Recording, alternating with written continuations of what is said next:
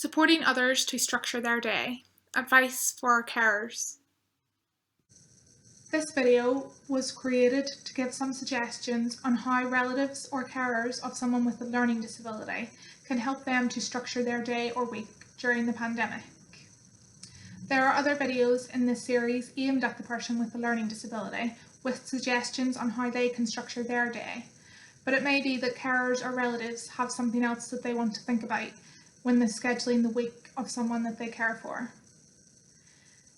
It is a practical video and gives some strategies that may not be relevant for everyone, so just take from it what you can. With a lot of normal activities cancelled and services closed during the pandemic, people with learning disabilities may be feeling bored or anxious about the changes in their routine, and they may be struggling to cope. The responsibility may therefore be more on carers and relatives to help keep them busy and structure their day, and this can become overwhelming trying to think about things that you can include that are meaningful. I think two things to remember that may be helpful is quality over quantity and little and often. So if we think about quality over quantity, in the same way that having nothing to do can result in feeling fed up or demotivated, having too many activities can become overwhelming for both you and the person you care for. The types of activities we do can have an impact on us, so rather than trying to fill up their day with activities for the sake of keeping busy, it might be useful to think about a balance between a mixture of kind of pleasurable activities, activities that promote self-care, and activities that may increase motivation. When we think about little and often, we mean that activities don't have to be lengthy to hold purpose or value, and the person you're supporting may find it challenging to hold their attention even on long tasks or complete a whole task. So it may be more useful to think about shorter activities and think about increasing these shorter activities so that they're more often during the week. It could be useful to think about breaking up activities into chunks so that the person can return to it when they're ready. Making a weekly activity schedule may be beneficial to ensure that the person you are supporting is engaging in meaningful activities and less of the unhelpful activities. Making one of these could be quite a fun activity in itself, actually, if you can get the person that you're supporting involved and get them to make as much of the schedule as they can.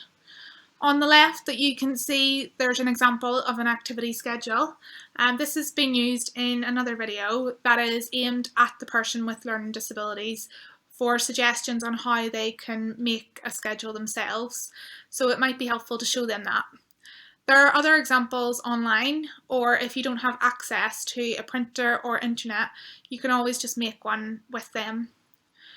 For people who are more able to understand visual information, it might be useful to have some symbols rather than just writing the activities in for them. And drawing these out, as I have done and shown some examples on the right there, might be useful. Otherwise, there are usually examples online as well. It could be that the person that you're supporting has activities in their mind that they want to do, but you might be thinking about activities that would be more beneficial for them, things like exercise or things that could be more meaningful. So it might be useful to give them choices between kind of two activities that you think would be beneficial, and maybe speak to their clinicians about what they think might be useful. It may be that you have some goals in mind for the person you support, or that they have set some goals for themselves, which may influence the types of activities they include in the schedule. Goals are a good way to keep up morale, and they can give us a sense of achievement. However, it's important to be kind to yourself during lockdown and remember that not all your normal goals will be achievable during this time. It might therefore be helpful to scale back the goals you have for the person you support and just think about some mini goals that you can have just to get you through this period. So, whilst it's easy for carers and relatives of people with learning disabilities to get into mindsets or unhelpful thinking patterns where they're wondering whether they're actually being helpful or whether they could be doing more. I think it's important to just have these 3 simple goals in mind for us to keep to during lockdown. And I think when you're scheduling in activities, even if it's just a little thing every day or a couple of times a week that can help the person be happier, whether it can be anything that promotes healthy choices for the person and things that are just keeping the person safe, then I think that that's enough. And I think that it's about being kind to yourself and being realistic about what you can achieve during these difficult times. Everyone's goals for lockdown will be different depending on what the person you support can do and what they're interested in. But I've listed some examples just for ideas, and these examples have the 3 core goals of being happy, healthy, and safe in mind.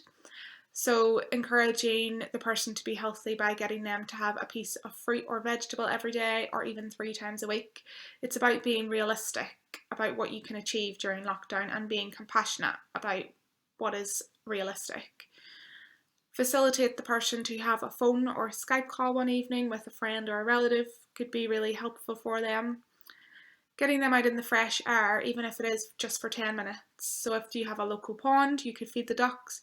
If you have a garden nearby, you could try some gardening.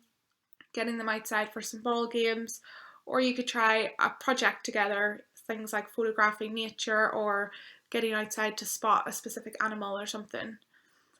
Doing a relaxing activity for 15 minutes, so painting and mindful colouring can be quite relaxing, but again, this is depending on what they enjoy. And doing something that keeps them active for 10 minutes, so even dancing together to some favourite songs can be a real energy boost. And encouraging independence as much as you can, so if it's possible, trying to get them to help you prepare a meal or prepare some of their own meals. I hope this video was helpful. I think the main thing to remember is just to come back to basics during the pandemic and think about activities that promote physical and mental well-being. Even if we're doing one small thing each day that can help the person that you support to feel a little bit happier, healthier and safe, then I think that's enough. Hopefully the suggestions in this video were relevant to you, and there are other videos in this series that you can have a look at if you want more tips. If you are really struggling, please don't be afraid to speak to your GP or your clinician.